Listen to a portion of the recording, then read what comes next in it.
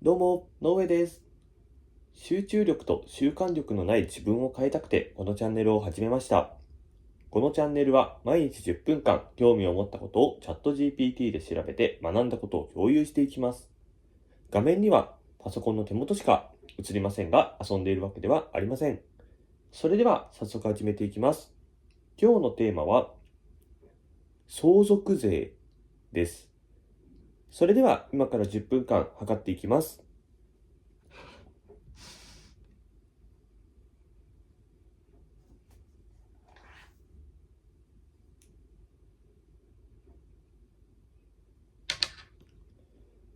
はい、それではいきます。よーい、スタート。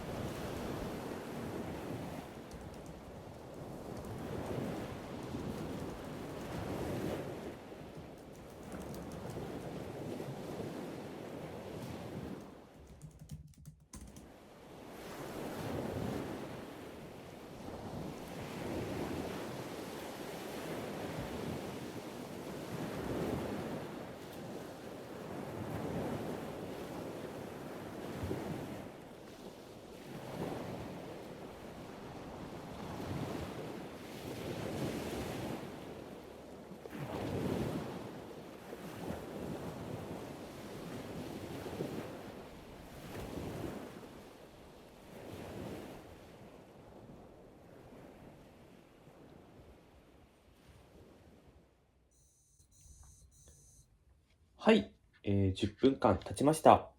そうしましたら、制限時間3分間で今日調べられたところまで説明していこうと思います。はい、それでは行きます。よーい、スタート。はい、改めまして、今日は、相続税というものに、ついて調べていました。昨日調べた、贈与税というもので、贈与税の、話の中でちょっと相続税って言葉が、少し出てきたっていうこともあって、ちょっと気になって調べてみたっていう流れになります。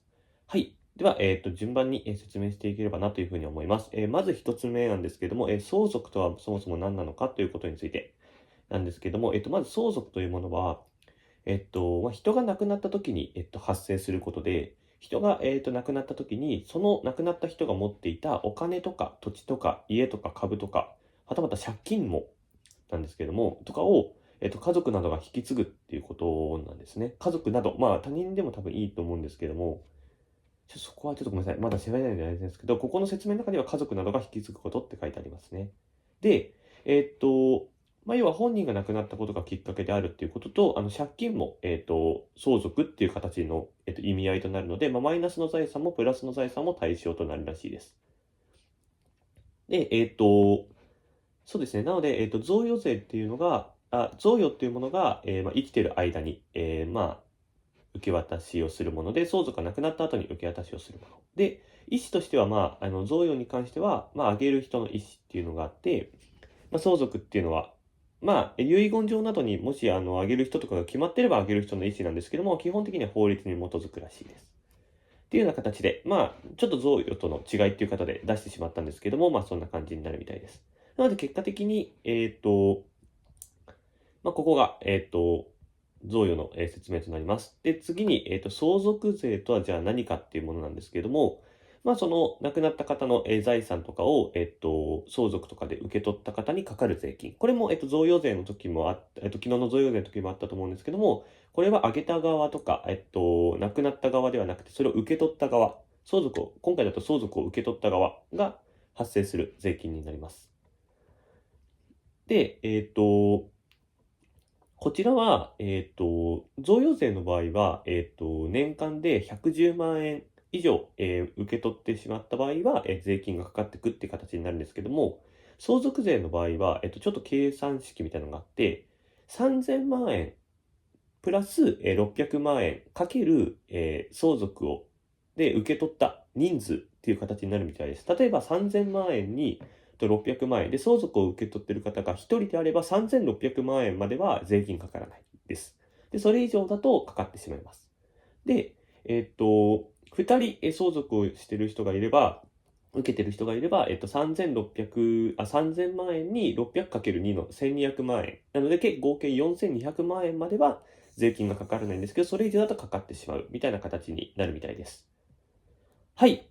3分間経ちました。今日は、これで、終了とさせていただきたいと思います。はい。それでは本日もお疲れ様でした。まずはこの10分間しっかり取り組んだ自分を、ぜひ褒めてあげてください。そしてよかったら、私のことも褒めてくれたら嬉しいです。私は褒められるとすぐ伸びるタイプです。